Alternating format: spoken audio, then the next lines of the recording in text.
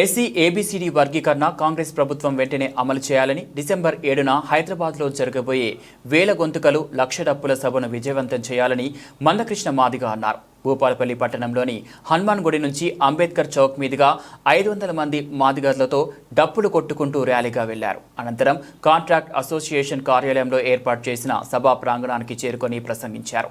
ఈ సందర్భంగా మందకృష్ణ మాదిగ మాట్లాడుతూ ఎస్సీ ఏబీసీడీ వర్గీకరణకు 3 దశాబ్దాలుగా మాలలు అడ్డుపడుతున్నారని, ఏది ఏమైనా కాంగ్రెస్ ప్రభుత్వం ఏబీసీడీ వర్గీకరణకు చేయక తప్పదన్నారు. వర్గీకరణ చేయకపోతే రేవంత్ రెడ్డి ప్రభుత్వం రేపు రాబోయే కాలంలో రాజకీయంగా మూల్యం చెల్లించక తప్పదన్నారు.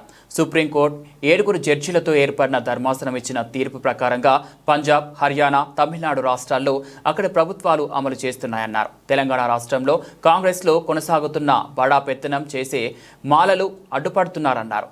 ఎస్సీలలో 59 కులాలు ఉన్నాయని, 58 కులాలు వర్గీకరణకు కావాలని కోరుకుంటున్నాయి. కానీ ఒకే ఒక్క కులం మాలలు అడ్డుపడుతున్నారన్నారు. ఈ అడ్డంకులను తప్పించడం కోసమే హైదరాబాద్లో ఫిబ్రవరి 7న జరిగే వేల గొంతుకల లక్ష డప్పుల సభను ప్రపంచానికి వినిపించేలా ప్రతి ఇంటి నుంచి మాదిగలు డప్పు సంకన వేసుకొని రావాలని పిలుపునిచ్చారు. డప్పు లేని వారు 500 రూపాయలతో ఒక డప్పు కొనుక్కొని తప్పకుండా సభకు వచ్చి ఏబీసీడీ వర్గీకరణ సాధించుకోవాలని మందకృష్ణ మాదిగ కోరారు. ఎస్సీ వర్గీకరణకు గత 3 దశాబ్దాలుగా అడుగున అడ్డుకుంటూ వస్తున్నారు. అయితే ఇప్పుడు ఎన్ని అడ్డంకులు కల్పించినా అంతిమంగా వర్గీకరణ అమలు జరగక తప్పదు. మాటిచ్చిన ప్రభుత్వం వర్గీకరణ అమలు చేయకపోతే రేవంత్ రెడ్డి గారి ప్రభుత్వం భవిష్యత్తులో రాజకీయంగా మూల్యం చెల్లించుకోక తప్పదు. అయితే అంతకుముందుతో ఇప్పుడు పోల్చుకుంటే సుప్రీంకోర్టులో 7 జడ్జీలతో కూడిన రాజ్యాంగ ధర్మాసనం గౌరవ చీఫ్ జస్టిస్ అధ్యయనంలో వచ్చిన తీర్పు ప్రకారంగా వర్గీకరణ అమలు జరగాల్సిందే.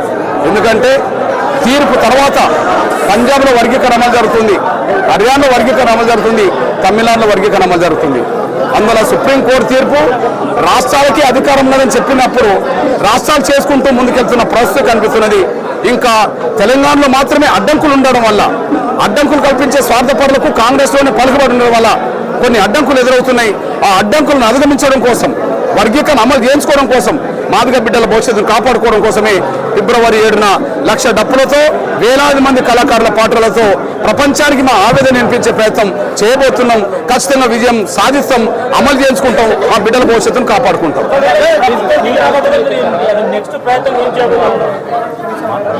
ఫిబ్రవరి 7న మీరు పెద్ద జరుపుతా ఉన్నారు కదా, ఒకవేళ ప్రభుత్వం దిగి రాకపోతే మీ తదుపరి కార్యక్రమం ఎలా ఉంటుంది? ఫిబ్రవరి 7న ప్రపంచంలో ఎక్కడ జరగని ఒక మహత్తరమైన కార్యక్రమం పెట్టి లక్ష్యంగా జరుగుతున్నటువంటి వేల గొంతులు లక్ష డప్పుల కార్యక్రమ సన్నద్ధ సమావేశానికి ముఖ్య అతిథులు అభినవ అంబేద్కర్, బడుగు బలైన వర్గాల ఆశాజ్యోతి, ఆరోగ్యశ్రీ ప్రధానంగా మందకృష్ణ మాదిగ గారిని మరొకసారి మన అందరం చప్పట్లతో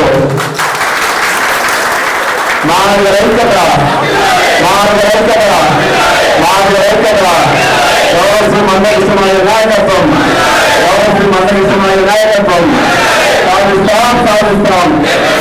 పదయాత్ర విజయవంతంగా దాదాపుగా కళాకారులు కూడా మీకు చెప్తారన్నా, విజయవంతంగా రోజుకు 3 మండలాల చొప్పున 4 రోజులు విజయవంతం చేసుకొని ఇక్కడ సభ పెట్టుకొని కళాకారులు కూడా దాదాపుగా పెట్టి సెంటర్ పాయింట్ అనే మీటింగ్ పెట్టుకొని సక్సెస్ చేసుకున్నామన్నా.